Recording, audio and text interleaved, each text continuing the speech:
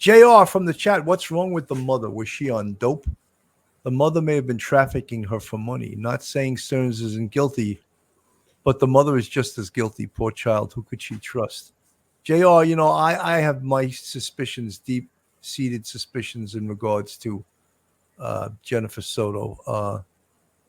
Melanie Copeland from the chat, I'm so curious as to where Jen is hiding out. Isn't it strange that we haven't seen her? She hasn't been, no one's reported seeing her anywhere. She hasn't been in the news, nothing. L. Gee, the problem with children that have been essayed many times, they don't fully understand this is not a normal thing. L. Gee, you're 100% right. And the horror that this poor little girl was living in was just incomprehensible. I want to go back to Vinnie Politan here. But the key factor in all of this may have been a flat tire on his car. He has to stop to fix a flat. The story's in the news. It's everywhere down in Central Florida. And someone sees the story and says, well, wait a minute. I think I saw that guy. And let me tell you where I saw him. Makes the call. Deputies investigate. And they end up going to the scene where the body is recovered. Take a look here. The witness stated he saw the suspect vehicle, a silver sedan, pull off of Hickory Tree Road, and the subject with a tire iron in his hand, wearing a black shirt and a green hat on backwards, standing near the vehicle. The witness made eye contact with the subject. He stated he was not exactly sure at the time, but it was around 13-20 hours in the afternoon. It's an eyewitness seeing something and saying something because the media is reporting something. It's all about a missing child. But in this case, it was a murdered child. Court TV producer Cody Thomas joining us live tonight from the spot where Madeline Soto's body was discovered in St. Cloud, Florida. Cody, great to see you tonight. So we're returning to the scene. I want you to walk us around there so we really understand it in light of all the new information that we've received.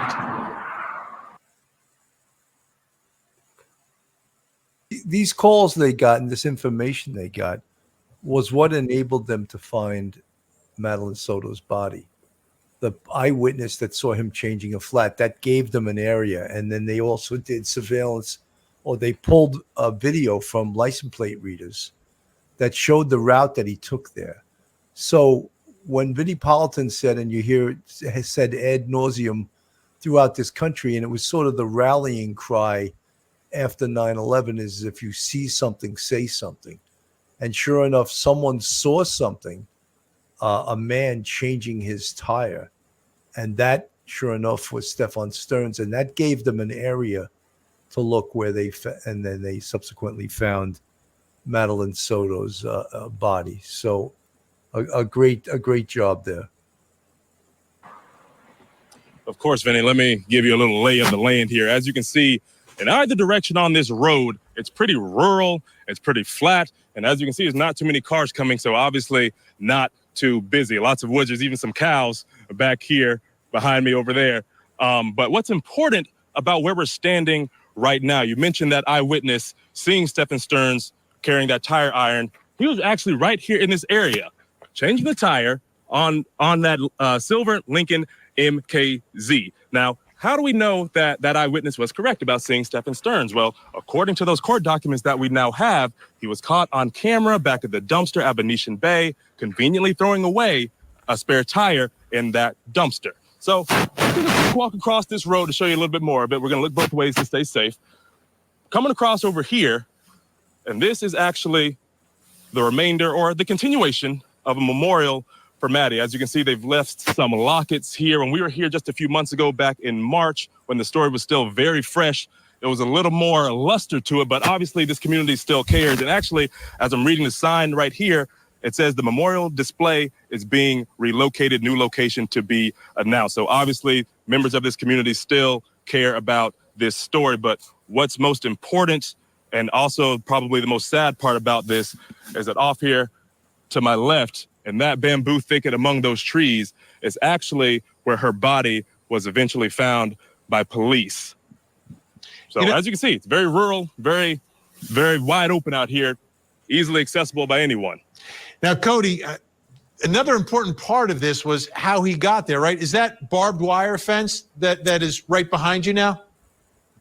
It actually is barbed wire fence. And when I was here back in March, there were some ladies out here that were really tapped into the story. And they told me that this is all private property, all private farmland owned by another resident out here. And there's a gate right over here that we can see. And when I was out here last time as well, a few months ago, that gate is actually open. And what those ladies told me back then was that that resident that owns this farmland actually has, you know, really big regrets. He feels very sorry that those gates were open that day. Obviously, they're closed now, but that could have been how he got access to get behind this fence back there in that bamboo thicket where her body was found. So he's on the other side of the street changing a tire. We believe at that time that Madeline is in the trunk of the car. This, to me, this is a moment where there's a lot of potential vulnerability for Stephan Sterns if what investigators are telling us is true, that he's on the side of the road, he's got a dead child in his trunk, and he's got a flat tire. When you look at this area, I mean, the place where she is put. Yeah, we could take another look right here down. Look at how wide open it is. You can see anything. I mean, here's some cars coming right now. They can see us standing right here. There's nothing hiding, and it's not too far from the road either, just a few feet, maybe a couple yards. So very wide open, especially in the afternoon where there's plenty of sunshine, obviously not too many trees around here. Any cars coming by could have seen him doing what he was doing with Madeline's body that day.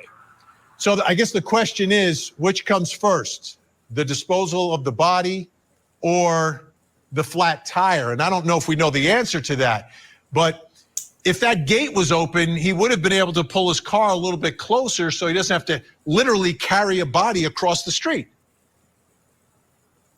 That is true, but again, like you said, we don't really have the answer right now. He could have done that because as you see right now, there's no cars coming in either direction. So if there was a big window, maybe he could have picked her up really quick. Maybe he could have came up, if that gate was open, walked through this fence, tossed her and ran right back and started changing that tire, realized he had the flat tire, and that's when that eyewitness came by and saw him. Cody, right now I'm just having a little difficulty hearing you, but I'm going to. So this a very interesting report there. But the other thing, Mike, is that he was concerned, so he drove back there at like 3:30 in the morning with Jennifer Soto's car, and it's been sort of hypothesized that the reason he did that, if it was in fact him in that car, was any of many possible reasons, but one of them was that he wasn't satisfied with where he hid the body, and he wanted to move it to a place that it was much more concealed. There's some other theories also that perhaps he left some evidence at the scene that he didn't want the police to find, and he wanted to remove that. You know, the evidence thing, that's a distinct possibility, because I've seen perps go back to crime scenes because they thought that they left something there. But the one that makes the most sense, I think, is that he wanted to move the body because it wasn't concealed enough where he had left it. Your thoughts? Yeah, Billy, it could be, because that would make sense.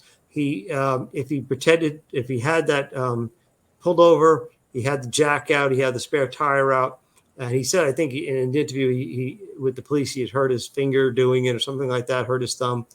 He's doing it in broad daylight. He has to do it quickly because, as you saw with the reporter, 1 minute it's rural, it's rural, it's quiet. Another minute a car can come by, and it seems like they're going pretty fast on that road. It seems like it's fairly flat, straight road, and so there's no obstructions. They can just motor along there. So maybe he heard a car coming and he disposed of Madeline as fast as he possibly could, got back to looking like he's changing his tire. You're right. Go back there a few hours later when it's pitch dark with a flashlight. Just look it over one more time, maybe remove something, whatever you want, maybe add something, and just seeing, can I throw some, branches on top of the body?